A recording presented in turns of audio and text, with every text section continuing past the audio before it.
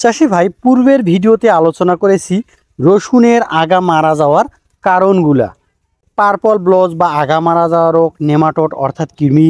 একটু সহজভাবে বলি, শিকড়ের গিট, চোষক পোকা অর্থাৎ থ্রিপসের আক্রমণ, অনেকের কাছে এটা কারেন্ট পোকা বলে পরিচিত, শিকড়ের পচন কিংবা মাটিতে রসের অভাব। যাদের দেখার সুযোগ হয়নি, একটুখানি সময় নিয়ে অবশ্যই ভিডিওটি দেখে নেবেন। ভিডিওর লিঙ্ক ডিসক্রিপশন বক্সে।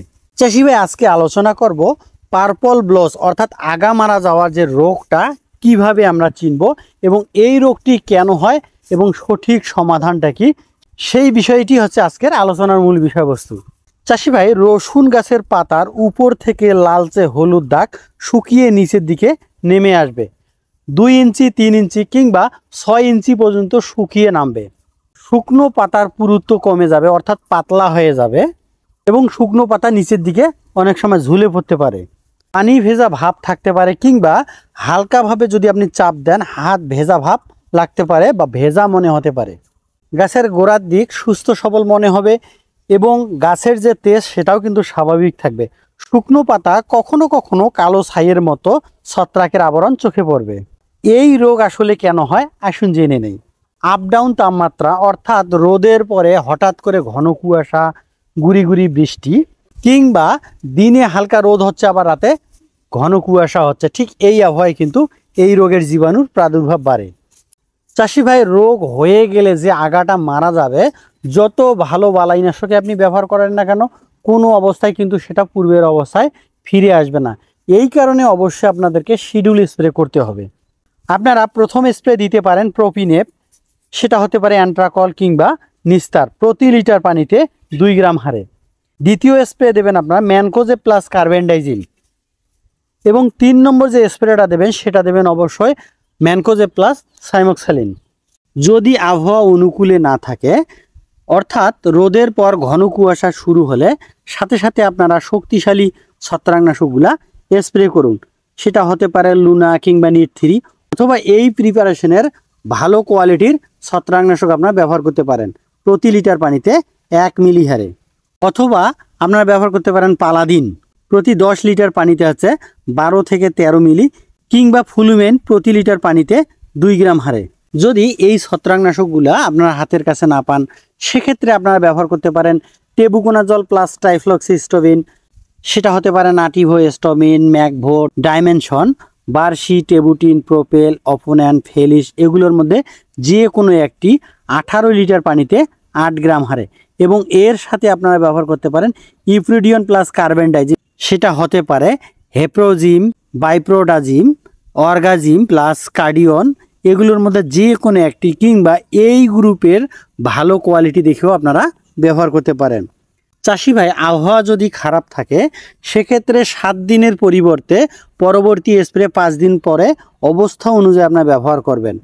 অর্থাৎ যদি ঘন কুয়াশা বা গুড়ি গুড়ি বৃষ্টি কিংবা দিনে রোদ এবং রাতে ঘন কুয়াশা, তাহলে আপনারা ব্যবহার করতে পারেন ডাইফেনাকোনাজল প্লাস অ্যাজোক্সিস্টোবিন, সেটা হতে পারে এমিস্টার টপ, জাস, অ্যাজোনিল, অ্যাজোফেন, সানজক্সি, কুইল প্লাস এমিস্কোর, এগুলোর মধ্যে যে কোনো একটি প্রতি লিটার পানিতে 1 মিলি এবং সাথে ইপ্রিডিয়ন প্লাস কার্বেন্ডাইজিম।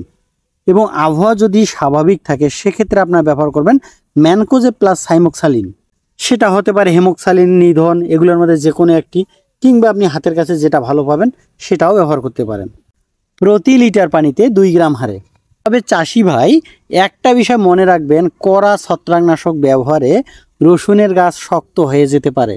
যদি স্বাভাবিক আবহাওয়া থাকে সেক্ষেত্রে আপনারা কড়া ছত্রাকনাশককে এড়িয়ে চলবেন। তবে আবহাওয়া যদি অনুকূলে না থাকে সেক্ষেত্রে ফসল বাঁচানোর জন্য অবশ্যই সেটা ব্যবহার করবেন। গাছ হার্ড হলে অর্থাৎ যদি গাছটা টাইট হয়ে যায়, অবশ্যই গাছটাকে নরম করার জন্য এবং ফলন বৃদ্ধি করার জন্য আবহাওয়া ভালো দেখে অর্থাৎ যদি রোদ হয় তাহলে আপনারা ব্যবহার করতে পারেন অনুখাদ্য, সেটা হতে পারে প্রোটোজিম, কমপ্লেসাল সুপার, মোটিভাস, পিক, এনএসসি গোল্ড, আমেরিকান এনপিকেএস, এগুলোর মধ্যে যে কোনো একটি প্যাকেট বা বোতলের অনুমোদিত হারে আপনারা ব্যবহার করুন। এবং এর সাথে প্রতি লিটার পানিতে 1 থেকে 1.5 গ্রাম হারে সলুবর বোরন অবশ্যই ব্যবহার করবেন।